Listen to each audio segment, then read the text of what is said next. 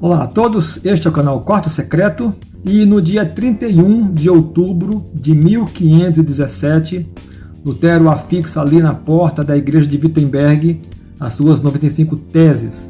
Estamos comemorando então 504 anos da Reforma Protestante e o ano passado nós postamos aqui um vídeo a respeito da Reforma, enfocando ali muito mais os fatos em torno da fixação das 95 teses e algumas curiosidades, inclusive o porquê Lutero escolheu o dia 31 de outubro.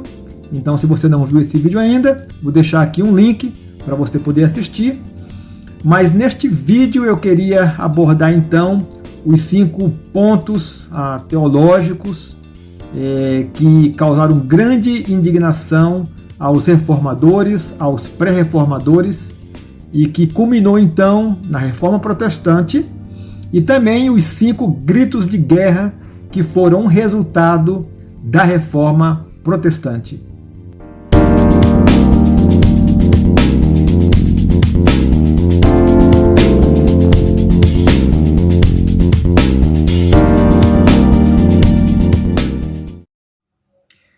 Então, 504 anos de Reforma Protestante.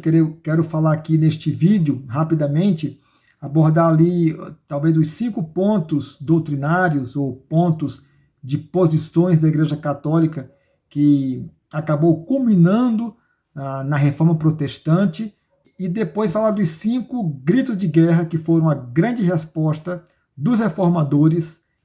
Antes, porém, eu queria lembrar que a reforma ela não teve início somente quando Lutero afixou as 95 teses ali na porta da igreja. Na verdade, muitas coisas aconteceram antes, até séculos antes deste momento. Vale a pena, pelo menos, citar 2 desses fatos. Um tem a ver com a própria vida de Lutero. Lutero ele teve, em 1513, uma experiência chamada de Experiência da Torre, onde Lutero, lendo a sua Bíblia, ele lendo ali o livro de Romanos, ele vê aquela declaração paulina de que o justo viverá pela fé.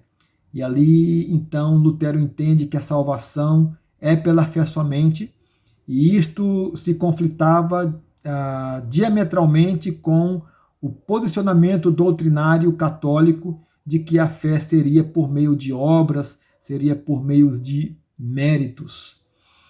E um segundo ponto é lembrar que Lutero não foi o único homem a se levantar contra os abusos da Igreja Católica medieval. Muitos outros homens, séculos antes de Lutero, também se levantaram contra, e as reclamações e as questões eram quase sempre as mesmas, ou seja, de que a Bíblia deveria estar na mão do povo, de que não cabia somente ao Papa e aos seus bispos a interpretação da palavra de Deus. Se levantavam também contra os abusos, tanto doutrinários como os abusos de vida moral que o clero vivia naquela época, e vários outros abusos. Depois nós iremos tocar exatamente nesses 5 pontos. Quero lembrar pelo menos de 3 nomes aqui que vale a pena a gente lembrar, e talvez você conheça. O primeiro é Pedro Valdo, que viveu ali no século XII, XIII, e talvez você já tenha ouvido falar nos valdenses. E fazendo uma pesquisa na internet, eu vi ali que os valdenses eram uma heresia medieval combatida pela Igreja Católica. Na verdade, nada mais falso do que isso, nada mais irônico, porque na verdade, Pedro Valdo defendia, talvez foi a grande defesa dele, de que a Bíblia deveria estar na mão do povo, e por este motivo Pedro Valdo traduziu a Bíblia para o seu povo local, para a língua provençal. Um outro pré-reformador é John Wycliffe, que viveu ali no século XIV.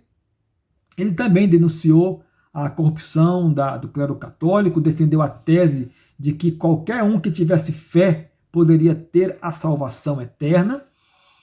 E é interessante que ali no Concílio de Trento, que foi um concílio pós-reforma, foi um concílio de contra-reforma, na verdade, que aconteceu ali a partir de 1546, um dos pontos que a Igreja Católica decidiu, é que seria considerado pecado mortal aquele que se considerasse, que se declarasse salvo. Então, tal era a indisposição que a igreja tinha de que o seu fiel pudesse obter a salvação por meio da graça de Deus, por meio da fé somente. E o último pré-reformador foi John Huss, esse mais conhecido, que viveu ali entre os séculos 14 e 15. Ele denunciou a venda de indulgências que já acontecia naquela época e defendeu a autoridade do ensinamento da Escritura. É claro que ele foi condenado pelo Concílio de Constança, e uma curiosidade é que John Huss, quando foi morto na fogueira, ele foi queimado, ele teria feito, segundo o relato da história, a seguinte profecia: hoje vocês queimam um ganso. O seu nome é Huss, significa ganso. Então ele diz: hoje vocês queimam um ganso, mas daqui a 100 anos um cisne surgirá que vocês serão incapazes de cozer ou assar.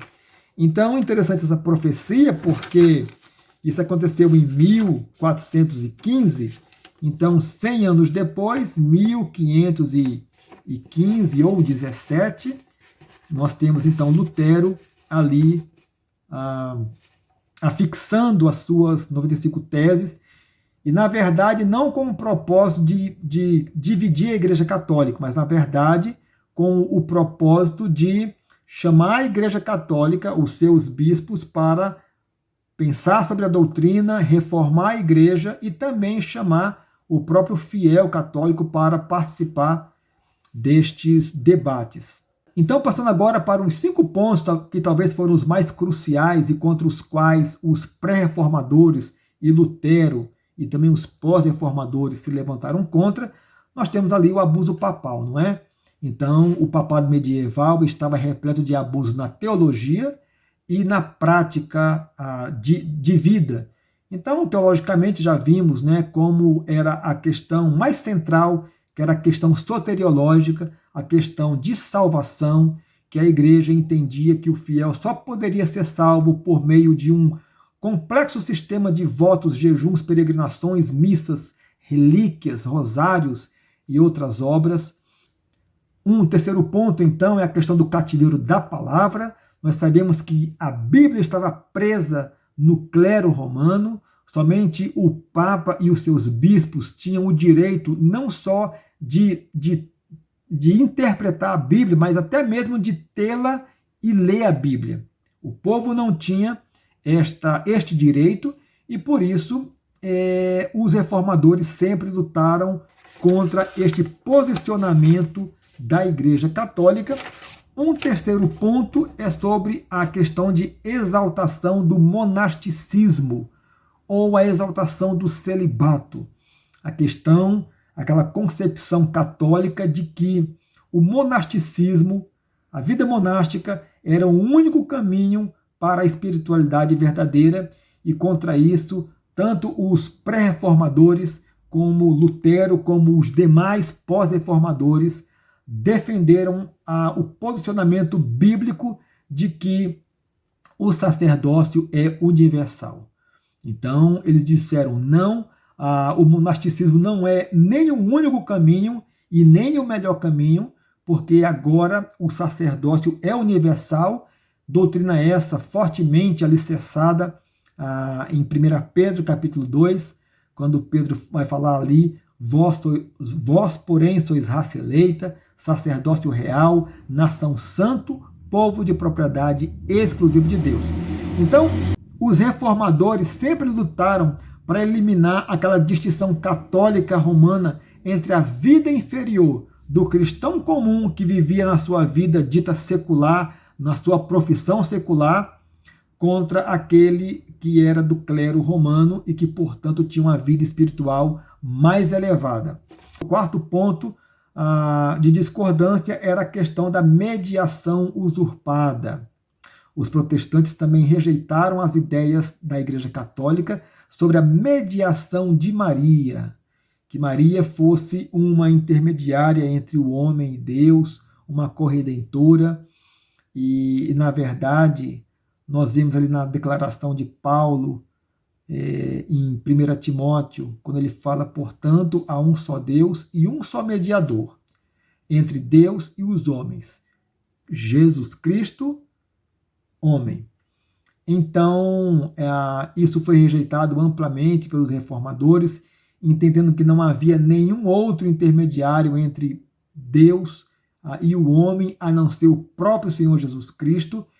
E em quinto e último lugar, nós temos a questão do papel das boas obras. Aí, novamente, nós estamos falando da questão soteriológica, da doutrina da salvação, em que havia ali um semipelagianismo, onde se entendia que para que o fiel fosse salvo, seria necessário a graça de Deus e as obras do homem. Então, essa questão de chamado sinergismo, não é? Onde o homem coopera com a sua salvação, e talvez essa foi, de fato, a diferença teológica mais central que levou os reformadores a se levantar contra a Igreja Católica, não para dividi-la, mas para reformá-la. E é claro que o papado foi veementemente contra cada um dos reformadores, cada um dos pré-reformadores antes de Lutero, contra Lutero e contra os pós-reformadores. E, na verdade, a reforma aconteceu, e ali, tendo como fato central a fixação das 95 teses por Lutero na igreja de Wittenberg. Então nós agora concluímos com os famosos 5 gritos de guerra produzidos pela Reforma e que combateram os abusos da Igreja Católica e que resume bem a doutrina reformada, aquilo que os reformados creem a respeito da palavra. E esses 5 solas certamente você conhece. O primeiro deles tem a ver com a autoridade das Escrituras, quando diz que sola a Escritura, somente a Escritura. Porque somente a Escritura ela é inerrante, é inspirada, ela é autoritativa pelas questões da fé.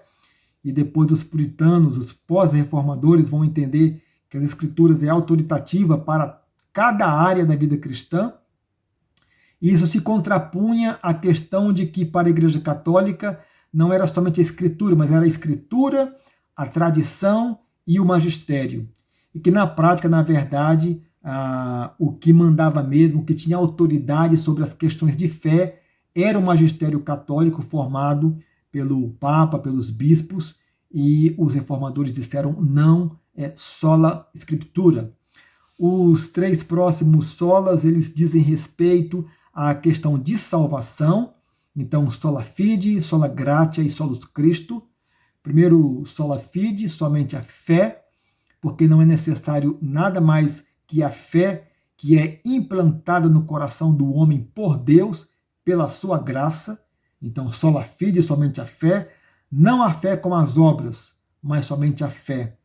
E sola gratia, somente a graça, sem necessitar daquele entendimento semipelagiano de que era graça e os méritos que o fiel deveria obter por meio de várias obras praticadas ali por ele. E solus Christo, somente Cristo, não a Maria, não aos vários outros intercessores, como os chamados santos, não à igreja como uma espécie de corredentor ou corredentora também. Então, é somente Cristo.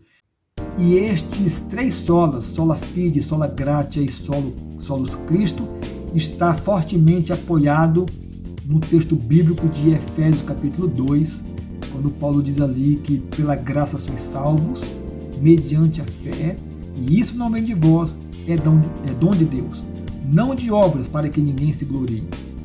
Por último, soli Deo glória, glória somente a Deus, não glória a Maria, porque nem ela mesma pediu esta glória, não aos ditos santos, porque nenhum daqueles homens ditos santos pediram aquela glória, não glória à igreja, glória somente a Deus. Por isso, nestes 504 anos da Reforma Protestante, nós precisamos amar cada vez mais a nossa Bíblia, a nossa Palavra de Deus, ler, memorizar, a obedecer, para que realmente essa reforma continue acontecendo no nosso coração, na nossa vida.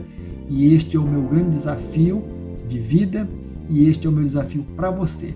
Então, que Deus te abençoe, um forte abraço e até o próximo devocional.